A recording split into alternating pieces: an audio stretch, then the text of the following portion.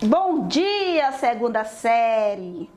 Hoje nós vamos continuar o nosso conteúdo falando de migrações internacionais e as novas identidades, que é o capítulo 20. Nós vamos ver os tipos de migrações, quais são os tipos de migrações, falar um pouquinho de cada um desses tipos de migrações. E mostrando gráfico, fotografias, ficar bem focado no conteúdo, tá bom? Então fique atentos.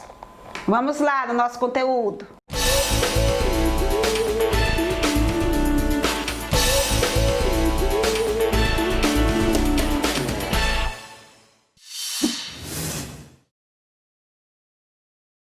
As migrações populacionais remontam aos tempos pré-históricos.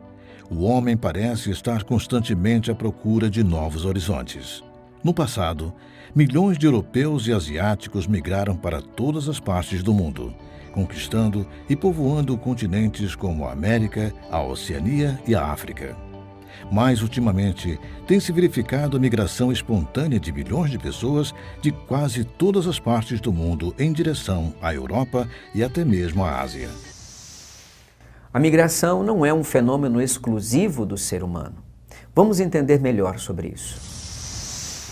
A migração, referindo a animais, é usado para descrever movimentos no espaço de um local, de um determinado local, para um outro determinado local, e de volta com uma certa periodicidade regular.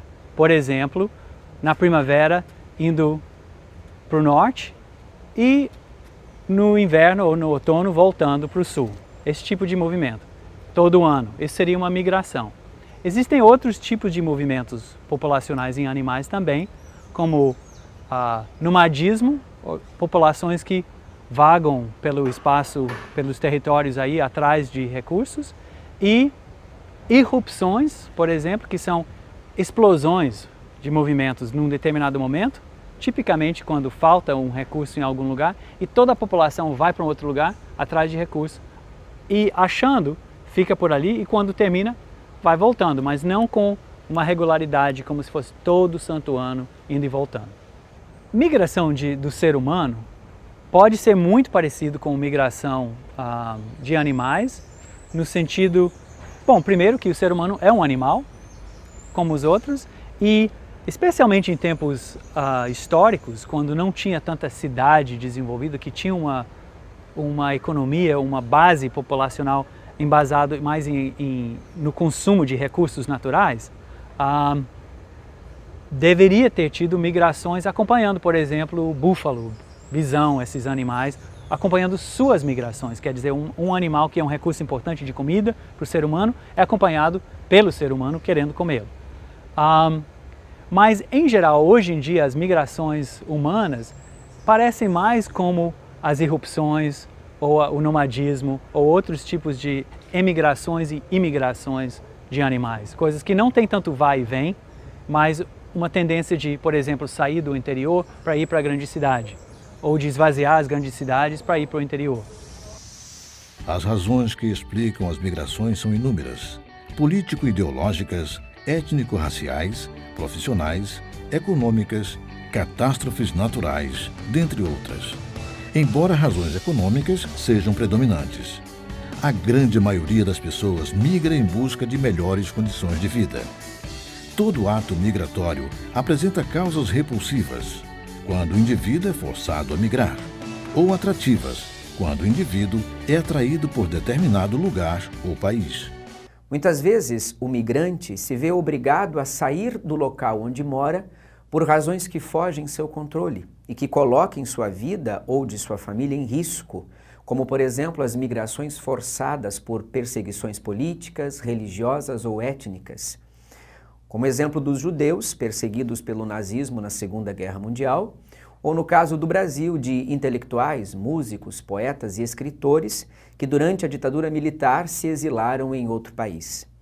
Em alguns países africanos, a população é assolada por guerras civis ou políticas, fazendo com que muitos migrem para outros países em busca de segurança e trabalho. Outro fator que motiva a migração forçada são os desastres naturais, como inundações, secas, erupções vulcânicas, terremotos e tsunamis, obrigando a população a se refugiar em áreas mais seguras. E ainda o desemprego ou a estagnação econômica de alguns países, cidades ou regiões, levando as pessoas a migrarem para outros locais em busca de trabalho. Muitas áreas ou locais são responsáveis pela atração de imigrantes, seja por oferecerem melhores condições de vida e trabalho, infraestrutura, emprego, serviços, acesso a estudo, ou por oferecerem segurança política, como no caso dos países democráticos que asseguram a liberdade individual dos seus cidadãos. As migrações também podem ser classificadas quanto ao espaço, como as migrações internas que ocorrem dentro de um mesmo território ou país, que é o caso do êxodo rural, devido à mecanização do campo, e o êxodo urbano, motivado por pessoas que desejam morar no campo, sejam aposentados em busca de melhores condições de vida e saúde ou por microempresários agroindustriais. Também temos as migrações externas, como as migrações intracontinentais e intercontinentais. Também podemos classificar as migrações quanto à sua duração.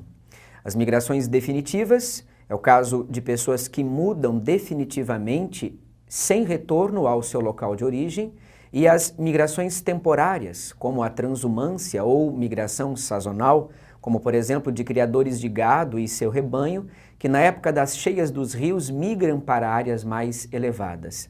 E as migrações pendulares, do vai e vem das pessoas diariamente, pessoas que trabalham longe de sua casa e passam o dia fora. Ou ainda classificadas quanto à forma, como quanto à tomada de decisão, como migrações voluntárias ou migrações forçadas, quanto à relação com a lei, como as migrações clandestinas, de pessoas que não possuem autorização para entrada no país, por isso entram ilegalmente, ou migrações legais, de pessoas que possuem autorização de entrada e permanência no território do país para turismo, estudo, tratamento de saúde ou mesmo trabalho.